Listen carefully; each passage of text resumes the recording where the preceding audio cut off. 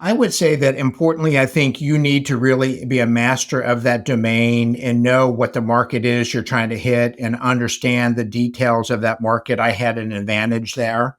I think that you should set a financial limit on what you need to have happen before you put in your next 100, $200,000. Like, I need proof of concept and I need this to do X, Y, and Z. And if we don't get to that, I'm going to rethink whether or not I'm going to put in the next $200,000, again, using examples. And so I think always stepping back, seeing where you are, figuring out what that financial commitment is, what our progress has been.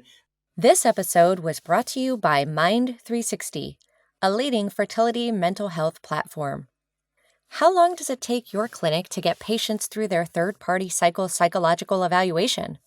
Find out how your clinic compares with Mind 360's free report at mind360.us/reduced-wait-time. That's mind360.us/reduced-wait-time. Today's advertiser helped make the production and delivery of this episode possible for free to you. But the themes expressed by the guests do not necessarily reflect the views of Inside Reproductive Health, nor of the advertiser. The advertiser does not have editorial control over the content of this episode, and the guest's appearance is not an endorsement of the advertiser. He's back, and we're talking about bootstraps. My first conversation with Dr. John Schnorr was a popular one. We talked about the Integramed autopsy, where Dr. Schnorr's group had been a part of the Integramed network, and he talked about the collapse of that, what his entrepreneurial rebirth was like, and this is a sequel to that conversation. And we talk about bootstrapping a company in the fertility sector. There's been a lot of companies in the fertility sector that have raised lots of money, and some of them have done well, but others have really struggled to be able to prove what their business model even is, and some of them have gone bust. We talk about what it's like to build companies in the fertility sector without investor money. What are the conditions for when you should bootstrap? When the total addressable market is smaller, when the concept isn't proven, when the money that you need to raise is less than what you could do by putting in a couple years of sweat equity or self-funding. Dr. Schnorr gives some really good examples about how he's proven concept. Not just the concept of functionality, but the concept that this is something that people in the marketplace are willing to part ways with their dollars for. He gives a really good example about why he had to shorten the length of his product's performance by 6 or 8x, even after it was a 4 or 5x improvement of the status quo. It wasn't good enough for 50% of the marketplace. He talks about why. He also gives a really good example of fertility clinic workflow that seems like something small, but is embedded into the structure of how fertility clinics operate and makes it really difficult to adapt to change. It isn't just as simple as people don't want to change. And I think that example that he gave illustrates it as best as any I've ever heard. John lays out how Cycle Clarity gave equity to their early employees, and how you might be able to do that as a bootstrap company. He and I debate the pros and cons of hiring from the top of the accountability chart versus from the bottom of the accountability chart, having more smaller seats versus having more senior people doing more things. And we each give our tips for how to solve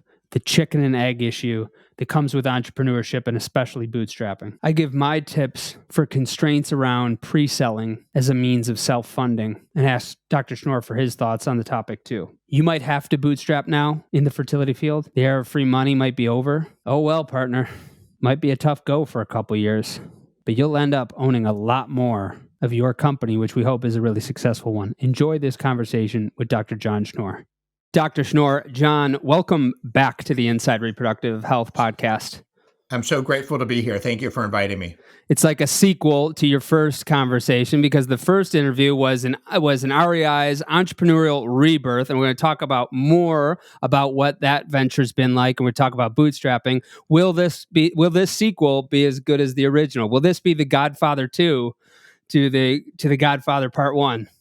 I guess only the audience will know, and maybe they can tell us in a couple of weeks. We'll try our best not to let them down. So it's specifically, I want to talk about bootstrapping companies. That's what you've done to this point. So your business as a clinic, Coastal Fertility in the Carolinas, we talked a little bit about last time. We talked about your relationship with Integramed, and that's not the business that I'm talking about this time, more your new venture, Cycle Clarity. And we're not talking necessarily about the features and benefits of Cycle Clarity today, but you, up to this point, as far as I know, have bootstrapped it. Is That's that right? correct. Have you taken That's out any correct. investor money up to this point? Have not. No, we did get a grant from the state, a very small amount of money just to encourage people to start businesses in the area. But it was a very small grant that helped us early on with kind of our kind of proof of concept, but a very, very small amount of money. Well, the reason why I think we should be talking about this now is because I think more people are going to have to bootstrap in the coming years. For a decade or so, we saw a lot of VC money flying around because if you can borrow money at 1 or 2% rates, and those limited partners want a much bigger rate than what they're getting in the stock market, you're going to see more money in venture capital. But if interest rates are 7% or whatever, and you have some of that money drying up, then you're likely going to see less venture capital money. And I've had some other, I had Dr. Santiago Mune on the show, who runs a basically a venture firm for fertility startups, and he said it's dry out there. So I think people are going to have to do bootstrap, John, whether they like it or not. Why did you decide to do that, though? Because you still probably could have gotten in on that era of free money. You chose not to. Why? Yeah, it's a great question. We started Cycle Clarity in 2019. At that time, it was a dream that had some patent protection that we were able to acquire or to develop. And at that time, we needed a proof of concept and needed to move forward. I think there was an ability to get some seed round funding at that time. We did some preliminary talking with different seed round investors, and I think there was a lot of interest. But what was clear to me is that it was going to be a relatively limited amount of money. That typically, I think a seed round's $300,000, $400,000, $500,000 for a seed round, and it was going to be smaller than we probably really needed to do to get the job done. But number two, there was going to be a lot more time and effort into finding the right seed round investor, doing the due diligence, doing all that work. And I honestly, had the ability to self fund and seed round myself, basically, is what we're talking about. And I could save time doing it, meaning I could spend time on the product and the team and the platform and the development rather than the time to go out and court money and kind of get some investors to kind of go along with it. So I had enough belief in what we were doing. I had enough belief in my ability to know the market, which I think is really key. I think if you don't know the market and the needs and the challenges and demands, you can end up with a product that misses the market. And I think that would be a big, painful lesson to learn as a seed investor. And I think trying to bootstrap it myself, knowing what we had, knowing the team we had, developing increasing confidence in the technology over time gave me the ability to move forward with confidence as our own investor. Do you think that if you had not owned a fertility practice for a couple decades, been an REI for a couple decades, that you ever could have bootstrapped the company that you're starting now? I think financially, yes, but I think you just wouldn't really have true insight as to the demands on a reproductive endocrinologist day to day in his or her lives to know really what the limitations are, what the problems are, what problems need to be solved. And it's just not my viewpoint on the problems, but you get a connection of 300, 400 other reproductive endocrinologists you know well and get converse with them and share problems and understand how they're solving them. And I think it gave me the confidence that this was a good place to invest some of our resources. So there's a little bit of a lesson there of aligning with one's core competency in order to be able to bootstrap it. It's not necessary there because there's a million problems out there in the marketplace, and many of them will probably be lucrative. But there's something to be said that allows you to bootstrap for going to build something that you know. Do you think that you could have even started Cycle Clarity if you had not been an REI and not owned a practice, even if it weren't bootstrapping? If you had somebody else's money, could you have done it? Wouldn't be real easy, and it would be much more expensive because we used our own patients for the ultrasound images that got de-identified that then got used for the training. So we had our own data and images that we could work with. But actually, very importantly, is as the platform developed, I could use it in the office with the patients and understanding, is it developing in a positive direction? Is this something that actually is going to be beneficial to clinicians and patients at the end of the day, which gives you increasing conviction throughout the journey that this is a positive experience. This is going to become something. You could see its strengths and you could see its weaknesses, and you could see it develop from month to month and year to year. And something that's been quite interesting is I like to journal what I've been doing, just to remember what we were doing a year ago and 2 years ago and 3 years ago. And to go back and look at where we were a year ago, it shows how amazingly we've grown over the last year and over 2 years and over 3 years. Literally 3 years ago, we didn't know if this was going to work at all and if artificial intelligence was ever going to be able to see a follicle in the ovary. Now we've gotten to the point that not only we can see the follicle as the ovary, we can do it with 94% accuracy, and we can do it in less than 30 seconds. It used to take us 5 minutes to get a result processed. Now we're doing it in about 30 seconds. It's amazing to see that evolution with time. What do you journal about? But, everything about meetings, like you have a big important meeting, that talks about an IT challenge and that kind of stuff. I put in kind of notes about who I met with, what the challenge was, how we're going to try to solve that, what platform we're going to use to do that, what we think the cost is going to be to do that. And it's good to be able to go back to that. So when you get into that same conversation about, for example, how do we track follicles within the ovary? That's one of our challenges is the same follicle will be in 10 different frames of an ovary. How do we track that same follicle through the ovary? And it's a fairly complicated algorithm that looks to see how much overlapping there is from image to image and what the size is and what the degree of confidence is. And all that little minutia matters. And, at some level, I'm functioning as the CEO. And the CEO needs to be able to understand all aspects of your organization and help prioritize resources and troubleshoot problems. And you need to have a real granular understanding as to how your organization works, what your strengths are, what your weaknesses are, what your problems are, and how you're going to solve those. And journaling to me is a tool for that, where I can go back to that conversation, 6 months ago, and with really granular clarity, know what was said, who said it, how we're going to fix it, and reflect back on that conversation so you're ready as you develop forward with tracking or whatever the issues are you're working on. So you journal based on when there's an event or something that goes off in your head that merits journaling, as opposed to like a calendar frequency, like on the first of the month or the first of the quarter. Calendars, I personally journal sentinel events. Like if something big's going on and we had a big meeting, I'll put notes about that meeting so I can reflect back on it. And, it's good for that minutia, but it's also good to look back at the progress of your company over time and to realize last Thanksgiving, for example, we were still solving these problems that you now look at and you say, God, that seemed like that was a year or 2, 3 years ago. We're well past that. We're moving on to what the next are. And, I think what we're learning over time is that the problems get smaller. Earlier on, there can be a lot of big problems that would derail you completely, and this will never work, like the ultrasound machine not being able to transmit the images efficiently, or maybe just one manufacturer being able to do it, but the other manufacturer is not.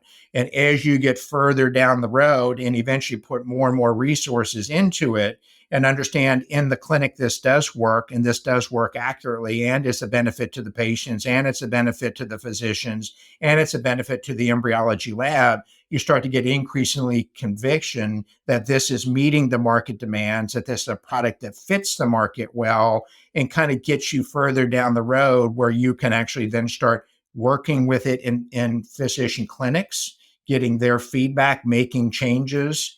And over time, we're finding that the feature changes that are requested from the clinics are smaller and smaller as we meet more and more of the demands. And there's a lot of really great ideas out there that initially were revolutionary. And now the ideas that kind of come in to our platform are smaller little tweaks, which are very positive, but not as heavy of a lift, don't require as much engineering, and really actually enhance the output of the platform at the end.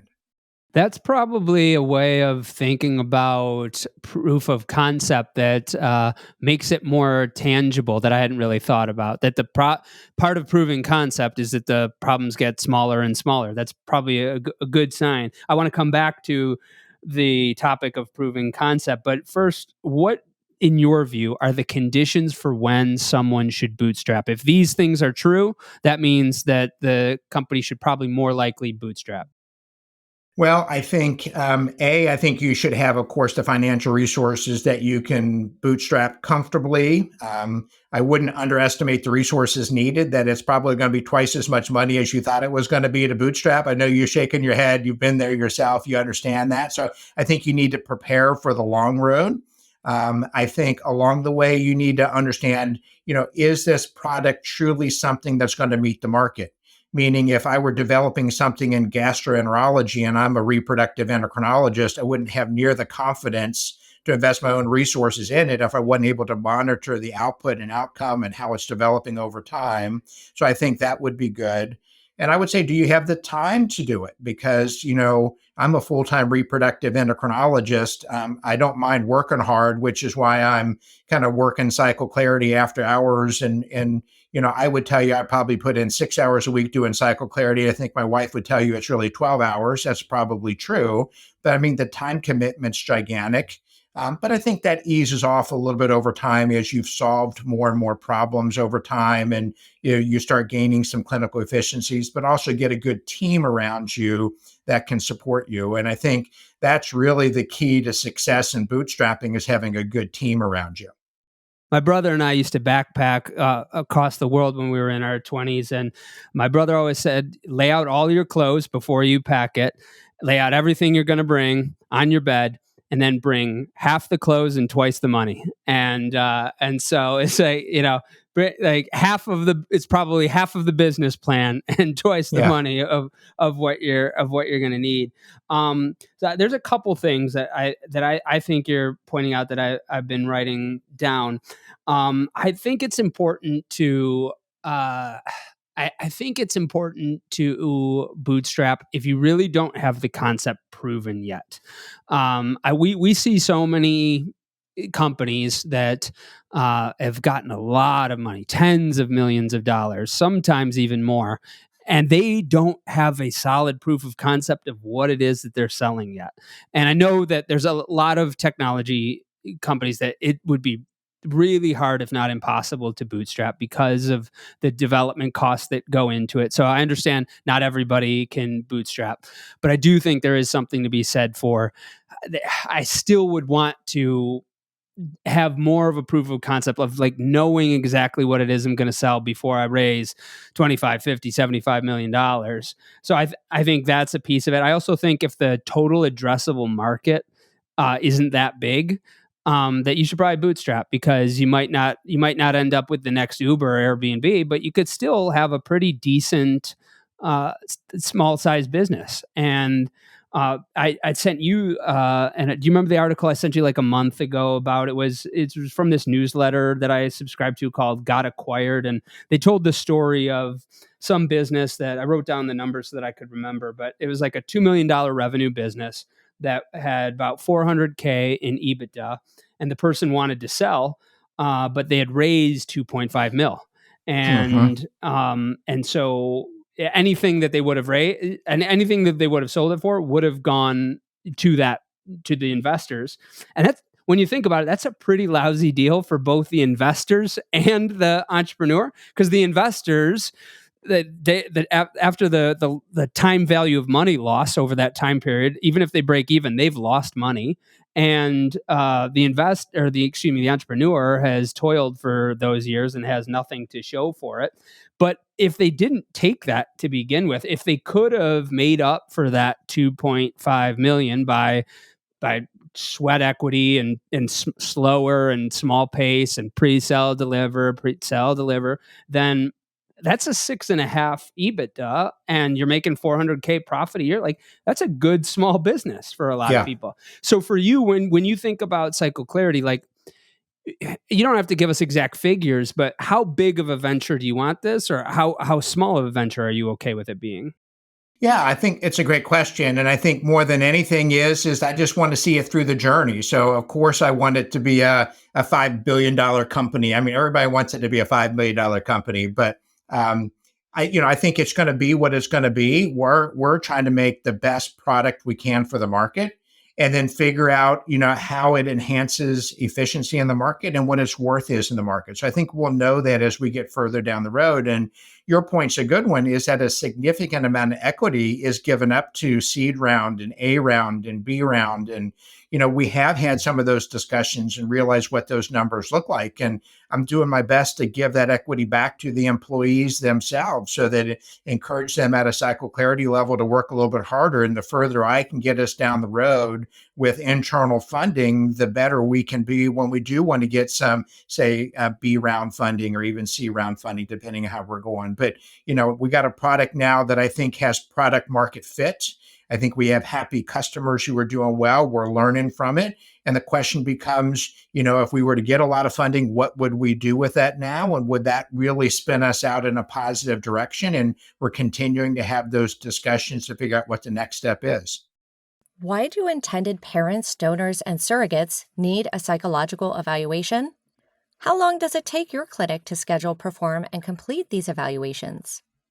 ASRM has made psychological evaluation the standard of care for third-party fertility cycles.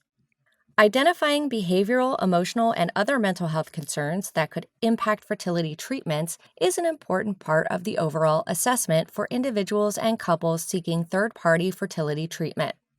While many fertility clinics recognize the importance of completing these evaluations promptly and with high quality, few have the capacity to perform these assessments themselves.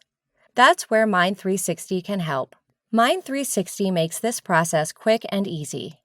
Their team lets your patients complete their evaluations online from the comfort of their own homes with quick and easy appointment setting, immediate availability, and the quality care that comes with ASRM-trained psychologists. Don't delay your third-party cycles. Mind360 has provided thousands of psychological evaluations and counseling sessions over the last 5 years, helping patients, egg banks, surrogacy agencies, IVF clinics, and more navigate this process with ease. Find out how your clinic's psychological evaluation process compares with clinics who refer patients to Mind360 by downloading their free report at mind360.us/reducedwaittime. That's mind360.us/reducedwaittime. Maybe this is in line with what you said. You had the ability to self-fund, but I think even for those people that don't have the ability to self-fund, maybe it's a couple years of doing something else, as opposed to having the money right off the bat to self-fund. But do you think that there's an amount that's too small to raise? Like, I think $2.5 million is probably, anything below that is probably just not even worth raising. I know Right. that's probably an arbitrary call. It probably depends on the type of business and all that type of thing. But it's like, man, I wouldn't want to give away any piece of my business like for $2.5 million. I guess, I don't know. Do you think, can you put better rules around it than I can? Yeah, I mean, I think it depends on how much money you're going to need to get a product to market. I mean, I think if you can get a product to market with $300,000, you should probably do it on your own. To your point, if you're a big database company and you're going to compete with Oracle and you're going to need $30 million to get to market, you better go ahead and get some venture capital and seed money to help get you through that. But what we had done along the way is kind of figured out what our number was. It ended up being twice that, which I guess it always is. But we kept seeing progress through it, and it kept developing in a positive direction. It kept being usable, and I didn't want to fool myself, so I wasn't trying to make these decisions about usability myself. And we did beta testing with Michael Levy, who was incredibly helpful. I'm really impressed with Michael and his vision and his ability to see technology. And we worked with other doctors within the community who used it and loved it. And so that just further emboldened me that this was headed in the right direction and we should continue to invest in it and move forward and invest in our team. I think you're never better than the team around you. We got an amazing group of engineers that have been great, medical device specialists to go out and innovate, a chief operating officer who's amazing, a team around us that just gets better day by day by day. And I love seeing that happen. Tell me a bit about the rules that you've learned for proving concept. You talked about first, it started off as a problem that you wanted to solve for yourself as a provider. Then you approached other providers that you know, like Dr. Levy. Tell us about how you proved the concept. Yeah, so I started with just an idea. I think it was Philadelphia at the ASRM. I met with Michael Levy and I said, "Hey, Michael, I got this idea that I think we can see follicles with AI, and I think it'll improve pregnancy rates." That's literally what I said to Michael: "Is we can better, more accurately do that." And this was lunchtime, and Michael said, "John, I agree. You might be able to do that." He goes, "But the value really is the clinical efficiency, right?" To him, the value was not that we were necessarily going to improve pregnancy rates, but that we could do it quicker and more efficiently. And that's, of course, somebody who runs the largest fertility company in the United States, and knew the value of clinical efficiencies. And so we focused on that. That was the first thought. We then needed to figure out who was going to help us kind of see this follicle with AI, and even more importantly, who was going to track the follicle through all the images. And by serendipity and luck, we ended up with an AI company that specialized in tracking a football with AI go across the goal line so that they could predict when a score happened or not, so they could track something over a video series. They looked at what we had and said, yeah, that should be able to work.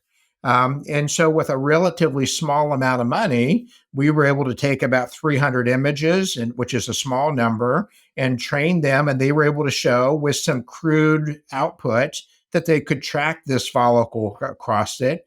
That then started with COVID. COVID happened around then.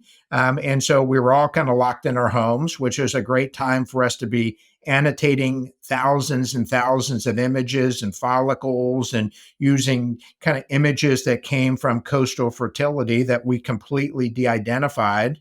And then we would show all the follicles and develop it. That was probably a 9-month journey of kind of annotating every follicle. I felt it needed to be done the right way. So I, as the physician, viewed every follicle that was called a follicle and approved it.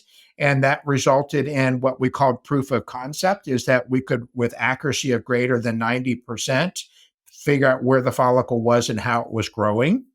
And so that showed that we could do it. Now, the next challenge was getting the data off of an ultrasound machine and securely transmit it to the fertility center and the data analysis center, where we could see these images and provide them back. There was a whole separate team that helped us do that. And that was our third kind of piece to the platform we needed to make things work.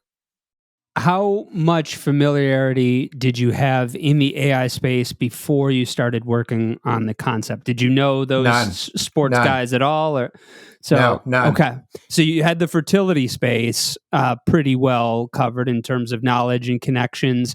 Then you had to develop those knowledge and connections in the AI space. What was that like?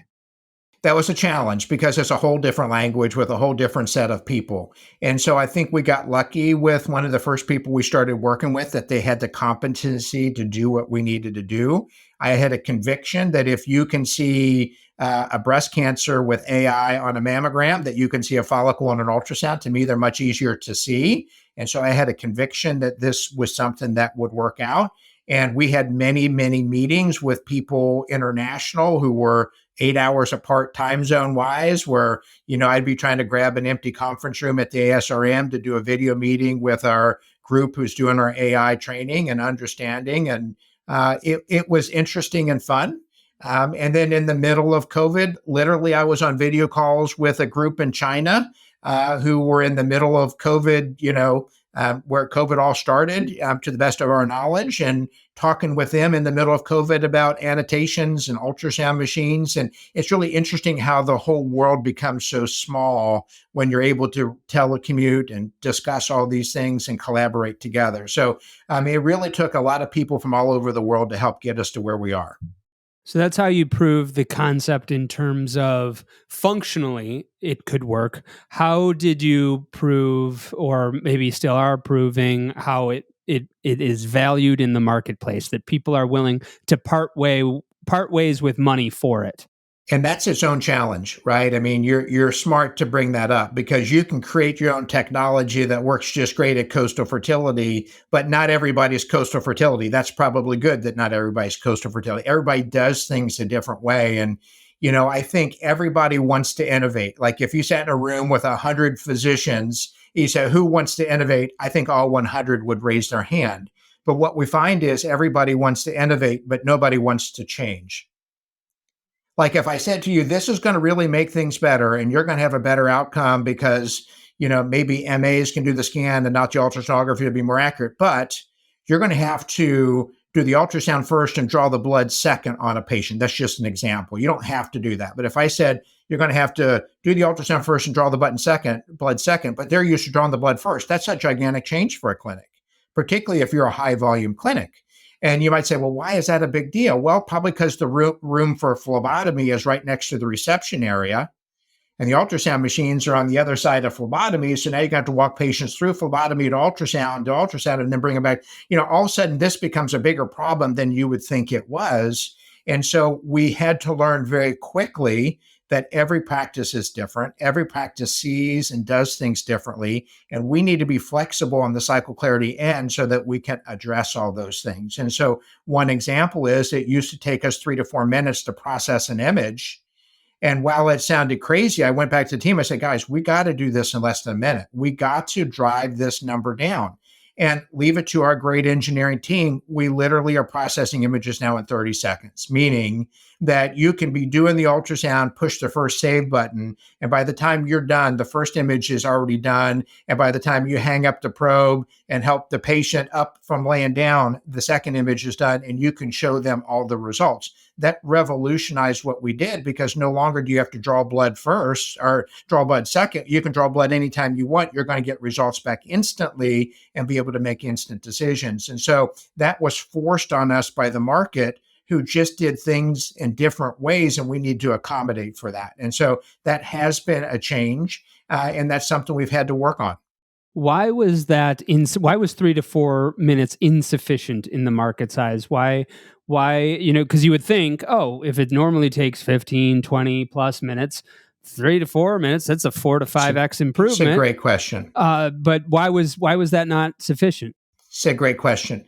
At Coastal Fertility, we draw the patient's blood, we do their ultrasound, an ultrasonographer does their ultrasound. We then review the results about 4 hours later. We look at the ultrasound, we compare it to the blood work, we make a decision, and a nurse calls the patient back with the decision. At least 50% of all clinics, the doctor is doing the ultrasound. They want to make a decision in front of the patient. That might be a preliminary decision, so that when the patient leaves, they already know what they're doing, so they don't need a call back. And so therefore, if you're going to be efficient, you need to do the scan. You need instant results so that you can show it to the patient and say, we're going to do same medicine, come back in 2 days. But you couldn't do that if you had to wait 3.5 minutes for the ultrasound. You already wanted to be in the next room and starting on the next patient, and that really disrupted flow. I love this. So this is where companies are actually made in terms of proving their concept, because everything is great theoretically, right? We could come up with all sorts of businesses that sound great on paper. It's actually finding out when you're trying to get people to pay you money what the challenges are, and that isn't something that I would have expected either. And you weren't even expecting it, as it didn't sound like 50% of my and they need to be able to do it because that's what's important to them. What's important to them is being able to give the decision to their patient right there. And so that was an assumption that you had, that you had, oh crap, we have to figure out a way to provide. That's exactly right. And I think your example of the phlebotomist is like, oh, why is it so important that they draw blood first or second? Well, because the phlebotomy room is right next door. That's a really good example because there's so many good solutions that are having a hard time being adopted in our field. And it's like, well, they can't just change. It's like, well, it is you really have to understand it, because there are reasons why they do things, and even if there are better ways of doing things, it's hard to change, and it's not just because they're comfortable necessarily. It's because there is an institutional momentum to do certain things in the structure, and changing those structures is a lot different than just uh, changing one thing in an order of operations on paper.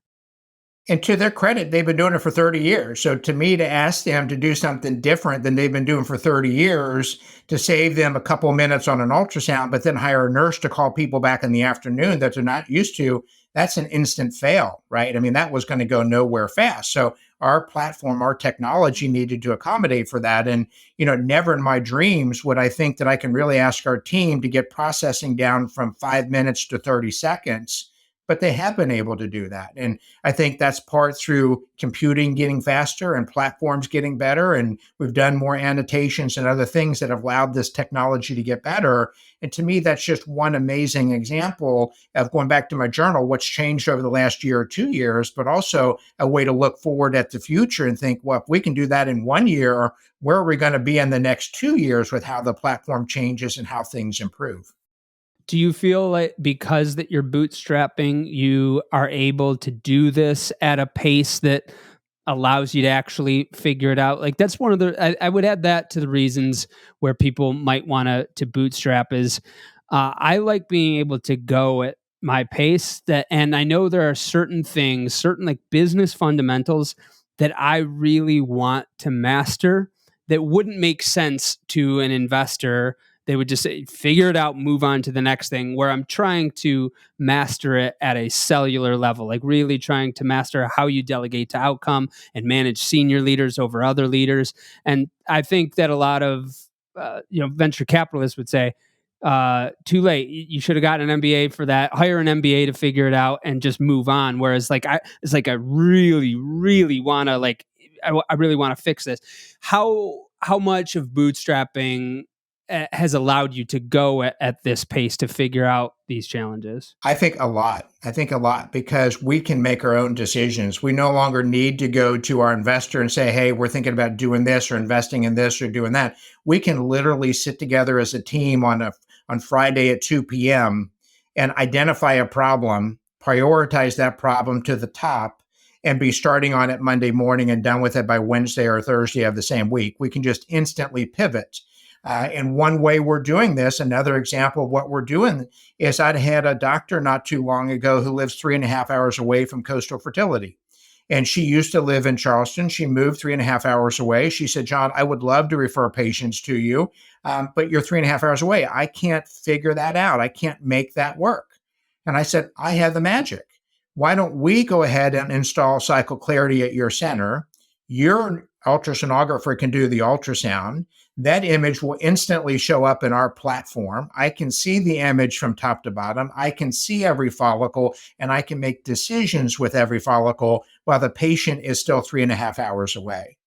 And that formed what we call Cycle Clarity connections, the ability to connect patients at a distance to the fertility practice with technology that occurs instantly with the same accuracy as if the ultrasound was done in your own clinic. And so we actually thought of that idea on a Friday.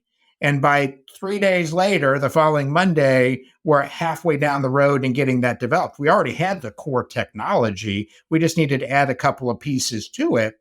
And so that is a new product line for us that was really thought about just over the weekend. Does it commit capital to do that? Yes, we'll have some capital commitments to do that.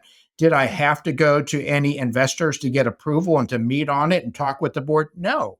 We just did it because it seemed like it fit the market and was a need. We're probably now 3 to 4 months into that Cycle Clarity connections, and it's been a revolution for care of patients at Coastal Fertility that are at a distance. And we're going to soon roll that out nationally and even internationally to help patients at a distance go to their center of choice, whether it's a lower cost center or a higher pregnancy rate center or a more compassionate center. They can go wherever they want now.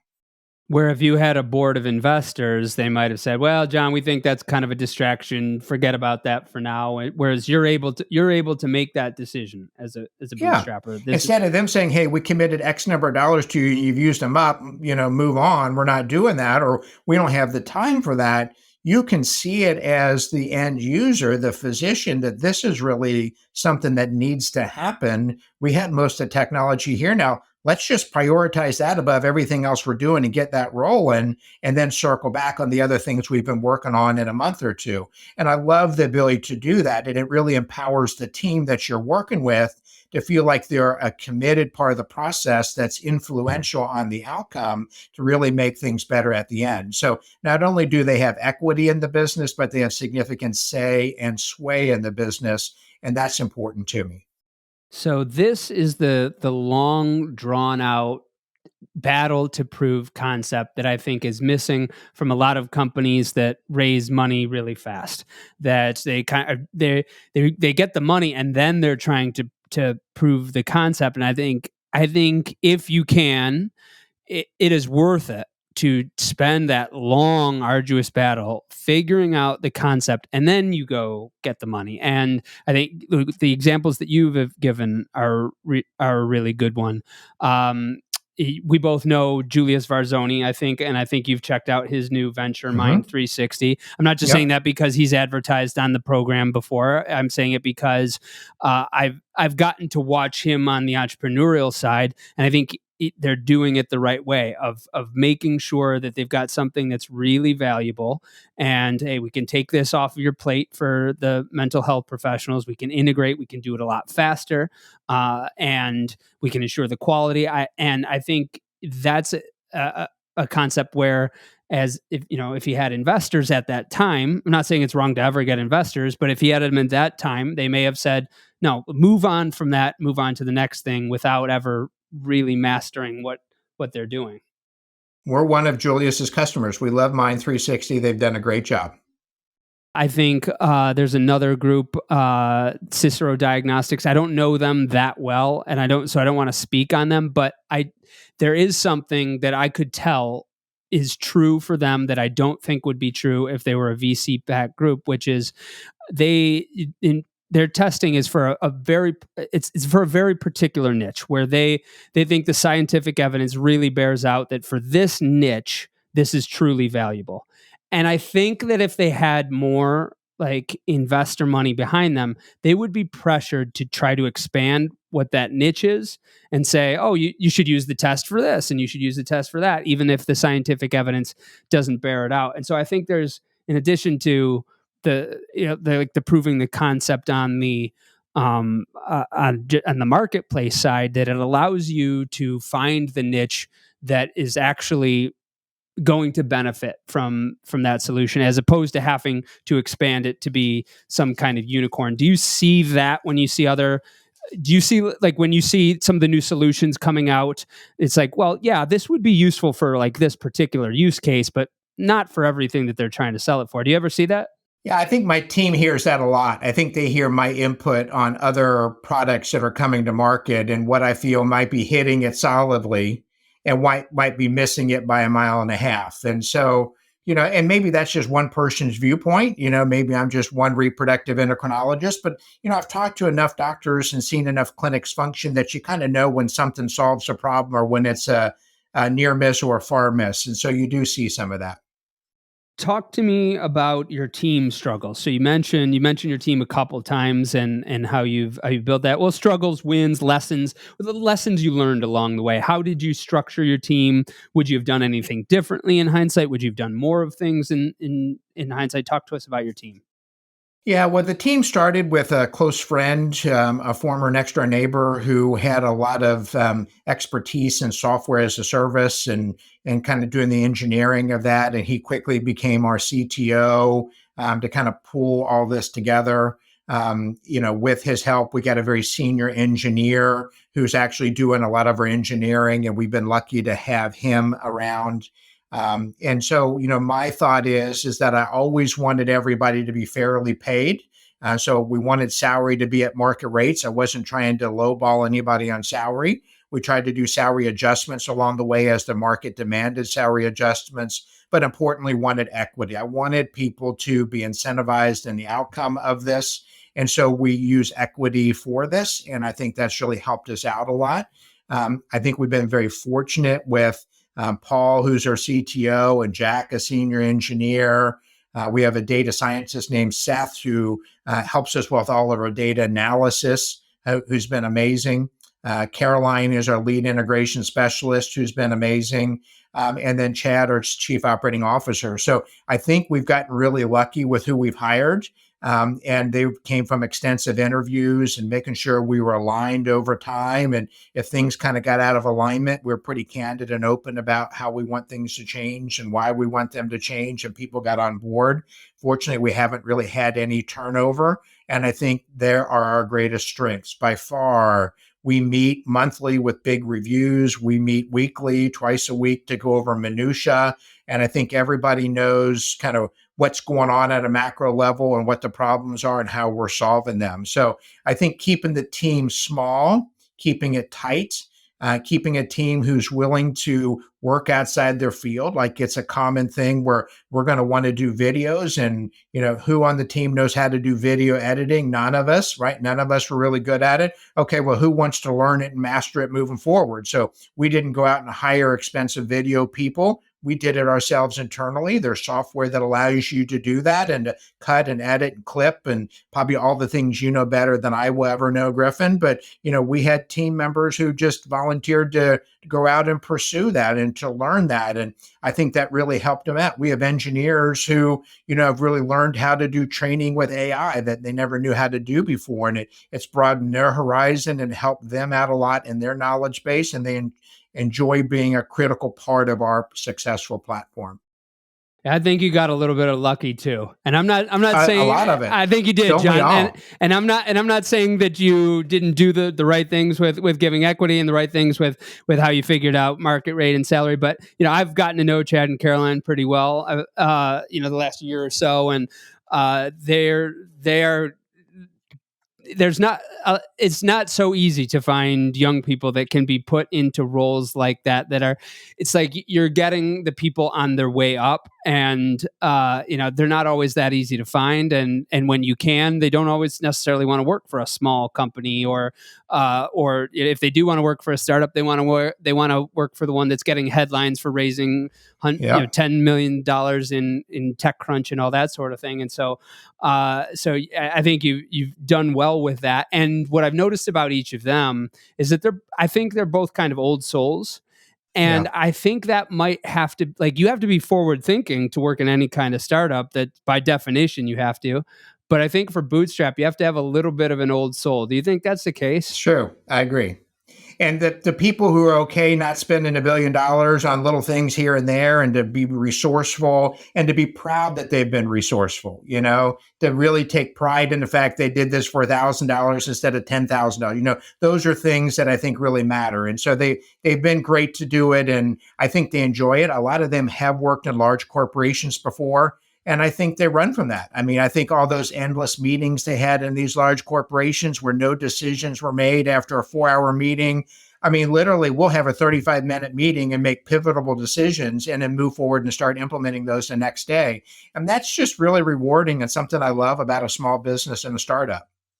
Yeah, I think that industriousness that you're talking about is necessary in Bootstrap, and I worry about that being kind of like pushed out of the culture a little bit. That if we lose too much of that, being proud that I did something for $1,000 that we could have spent 30 grand on, willing to just kind of eat crow for a longer period of time than you would like, not forever. I don't want anybody to eat crow forever, but to be able to endure for a little while. If we don't do that, if all of the fringe benefits become table stakes, like we all got to have the company car, we all have to have the ping pong table in the giant office, we all have to have Amy Schumer come to our annual retreat, then you're only going to have a small handful of very financially embedded companies that can even afford that. And you look at who is doing a lot of bootstrapping in this country right now. It's the immigrants. Think about immigrants that come to this country that have no money to self-fund, and they work 90 hours a week, and they grind and they grind and they grind, and they reinvest that in their business. Right. And all of a sudden, this immigrant that came here with nothing 10 years later owns 13 Baskin Robbins and No doubt. 12 Dunkin' Donuts. I think it's missing, and from a big part of the culture. I think you found a couple people, and that's amazing. How did you decide to do you have a thought before I move on to my equity question? Yeah, let me give you a classic example. Caroline, our lead integration specialist, said, Dr. Schnorr, I would love when I go to a center, I would love to have a phantom with me to train them so I don't have to have a patient to train them. A phantom is a device that represents what a patient would look like with an ultrasound. So you put your ultrasound probe in and do the scan. And I said, that is a great idea, Caroline. I said, you think that's important? She goes, I think it's critical. I said, okay, well, let's buy a phantom. Well, you can't find an ovarian phantom for less than $15,000, literally $15,000. So Chad, who's got a degree in biomedical engineering, who's our chief operating officer, he goes, you know what? I think I can help you make a phantom. So we bought ballistics gel, which you would use to shoot a gun into to stop a bullet, right? It's real dense gel, which phantoms are made from. He melts it down in his oven. He takes condoms and puts water in condoms and wraps it up, melts it into the gel, puts it into a jar, and creates a phantom that looks identical to an ovary. And it cost us $75. And it's perfect. And it's small enough to fly around with. It gets through TSA without any problems whatsoever. And wherever we go, we got a phantom. So we have probably 7 or 8 different phantoms now. They've all been named. They all have different architectural and feature characteristics of it. Our favorite phantom is CC Moon, CC for cycle clarity. And so it's just fun, and it's team building, it's inspiring, and it's just one of many things we've done to innovate to become who we are. That is amazing, and it's only like the 4th coolest Chad Clark story I've ever heard. Yeah, you guys, right. That's right. He's got a bunch. So I've been interested in giving team members equity and thinking about that. I don't feel like I really understand the structure that I would use to do that. We at one point tried to launch profit sharing, and I still want to redo that, but it was more involved in terms of how you're able to do that, and I realized that, the team, it was not immediately obvious to them, like the incentives for doing so, and so I realized, like, okay, I need some more training on this. How did you do that? How did you give equity to folks? Yeah, so by far, this is probably my weakest area is corporate governance and all that kind of stuff. But we do, of course, have a corporate attorney. We've done it mostly through stock warrants, which basically mean we promise to give you stock if you sign this when you want to do it. So they don't have ownership right this second, but they have a guarantee that they'll get it once they sign it, which gives them tax benefits that they don't own it now. We don't share profits with them because we're not profitable. Hopefully one day we will be profitable. And we actually do it in a way that I think people need to be part of the corporation to exercise that warrant. So, if you got a stock warrant, you can exercise it whenever you want, and we'll give you X number of shares for nominal dollar, like $10 or something, basically give you it. But you need to be working at the company at the time, meaning, if you choose to be an employee now and to work for stock warrants, but then you decide you're going to chase another dream in 3 years and not be part of us at the end of it, then the stock needs to come back into the corporation so it can be redeployed to other employees who are now working with the company at the time. So we've chosen to use stock warrants. I'm sure there are many different ways of doing that, but it seemed like a tax advantage way for the employee to use it. It seems like a non-dilutional way that if we diluted shares over time, but you have a warrant, you wouldn't be diluted out. So that protects them in that way. And they get to exercise that at the end of the journey if there were to be a transaction, if they wanted to. That is a good lesson for those considering giving equity to their team members. Are there any hard lessons that you've learned about with your team, giving them things that are outside their scope. Like, you've got your COO helping with, it's not the mannequin. What is it? Avatar. What is it called? It's called a phantom. Phantom. Yeah. Or, you've got people doing video editing. So a mistake that I made in an earlier generation of my business, John, was that I gave too much to certain people at certain times. And it made it difficult for me to hold them accountable to an outcome, because I had stacked other outcomes that were outside of their seat on their plate. And then I couldn't just walk away from that outcome because they weren't accountable for that one outcome, because they were distracted with other things that I had assigned to them. And so in this generation of the business, I've been hiring from the bottom of the accountability chart going up, and I will get more independent contractors and part-timers, and I'll have them in smaller seats, but I've got different people in smaller seats, and then I can walk away because I can divide it down to an outcome for which they can be responsible. And so instead of like hiring a full-timer that maybe I'm giving them like 4 or 5, main core outcomes, it's like you hire part-timer, 2 outcomes or something like that, sometimes only 1.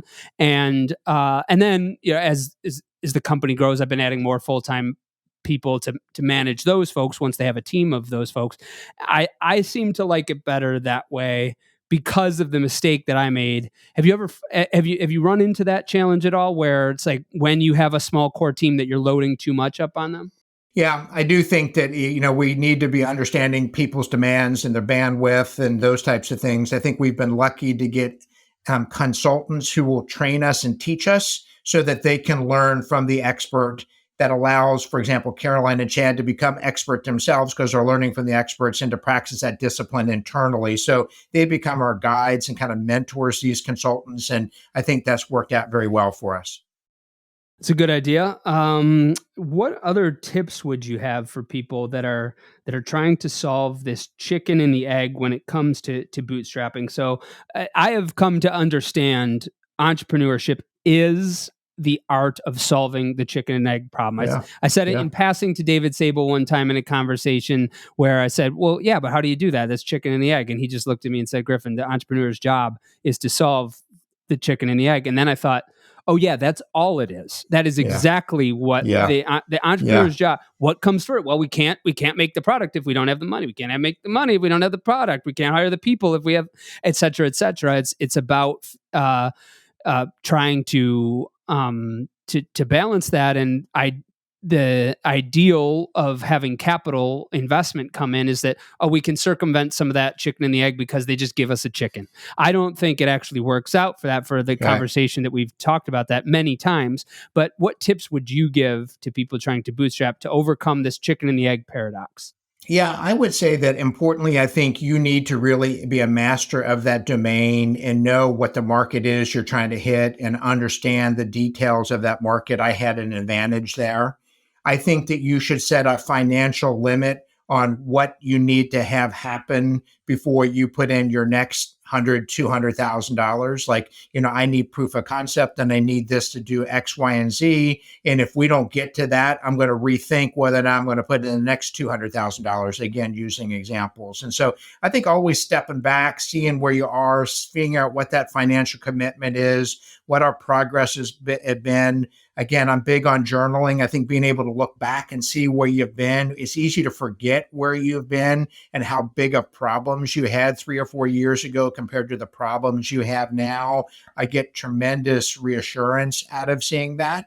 And then really listening to the team around you. And then, I'm a physician who has my own opinion, but do other physicians have the same opinion I do? Meeting with people like Michael Levy and other experts in the field and making sure I'm not too far off base, incredibly reassuring. So I would say really get to know your market, get a product out to market in a beta form, look to see what's hitting, what's missing. Don't be afraid to go back to the drawing board, make quick decisions along the way to readjust the market as we have with, for example, ultrasound processing timing so people can make decisions in front of the patient. Yeah, I might go a little bit beyond that of you saying getting to know the market, which is what you did, which is work in the market. Yeah. And I think that it's part of, it took me a while to build Fertility Bridge to The goal that I had for it probably took like 7 years in something I wanted to do. 3, the version of Inside Reproductive Health that I'm building is going faster because I had that experience with Fertility Bridge. I would recommend that people work in the field, that they go work for someone. I think that there's a lot of contemporary advice that says you're not a true entrepreneur if you ever work for somebody else. I think BS. Like maybe if you're Mark Zuckerberg, sure. Like go and do the thing. But for most people, especially if you're going to end up being a small business owner, a 10, 15, $20 million business, which by the way is being a 1%er, it's still a really, really good life, then you can learn a lot by going to work for somebody and maybe go work in one vertical and then another. So if you wanted to work in the REI space and the tech space, go work for an REI company for 3 years, then go work for a tech company for 3 years. And meanwhile, network with everybody you possibly can. Because you're going to need those early customers fast, and you're going to need to hire people that can deliver really fast and not have to figure that stuff out later. Is there anything about that you've learned about pre-selling or selling? On one hand, you don't want to sell so early that you can't deliver something. On the other hand, if you waited for the perfect solution, like the absolute theoretical perfect solution, you would never actually get it because you need to sell in order to figure out what it is. So have you learned some lessons around rules for pre-selling? We've learned a lot of lessons, and I think the sales cycle is longer than I would think. And again, my own personality is I'll look at something, I'll decide if I want or not, and move on and implement it, move on and act quickly. But not all organizations can do that. So you might be bringing a software solution that improves clinical efficiency. And in some organizations, there's going to be 1 or 2 people who are going to make that decision. You're going to move on to the next week and everything's going to be fine. There are other organizations you need to get through 3 or 4 committees to make sure it gets approved along the way, to make sure that IT is okay and security is okay. And then some centers want to measure every follicle for 3 months to make sure it's accurate. And others are going to say, well, if the FDA approved it, then I'm good with it too. Let's move on. And so I think everybody's different, and you need to understand, A, what the center's challenge is. Why are we here? What are you trying to address? B, talk about what our technology can do and figure out how we can implement it the best. And I think you need a physician champion. And I think for us, you need an administrative champion too, who's going to try to encourage people to invest time into it. Technologies like ours, you start by losing you time. You lose time to learn this technology and implement it. By 2 months in, you might break even. You really don't start seeing the benefits until 4 to 5 months down the road. And you got to prepare the client for that journey. John, this has been a blast. I've had a great time going through this with you because I think your company is doing it right. I think you're doing it right as a bootstrapper. I'd like to see a few more companies do it. Other companies like the ones we talked about, I think are doing it well. And of course, there's more, but I think it's a solution that is not for everyone, or a pathway that isn't for everyone, but should probably be considered by more than it is now. And so how would you like to conclude? Maybe you will raise money someday if the time is right, but you haven't up to this point. So how would you like to conclude with how you think about bootstrapping in this space? I would just like to conclude and say that I think entrepreneurship is for the brave. You got to have bold ideas, you got to have convictions, you got to be willing to put resources behind it, sometimes less, sometimes more, depending on how you end up funding it yourself. But I think that entrepreneurship creates great ideas that make the world a better place. And I'd like to encourage people to pursue their dreams, to think about what problems are that they can help solve and help solve those. And the more of that you can do with your own funds, the more equity you'll have at the end for having a big investor kind of help get you to that, international, deployment or wherever you're headed next. Dr. John Schnorr, it has been a pleasure. I look forward to having you back on for a third time. Thanks so much for coming back on the Inside Reproductive Health podcast. Thank you so much, Griffin. This episode was brought to you by Mind 360, a leading fertility mental health platform. How long does it take your clinic to get patients through their third-party psychological evaluation? Find out how your clinic compares with Mind360's free report at mind360.us/reduced wait time. That's mind360.us/reduced wait time. Today's advertiser helped make the production and delivery of this episode possible for free to you. But the themes expressed by the guests do not necessarily reflect the views of Inside Reproductive Health, nor of the advertiser. The advertiser does not have editorial control over the content of this episode, and the guest's appearance is not an endorsement of the advertiser. Thank you for listening to Inside Reproductive Health.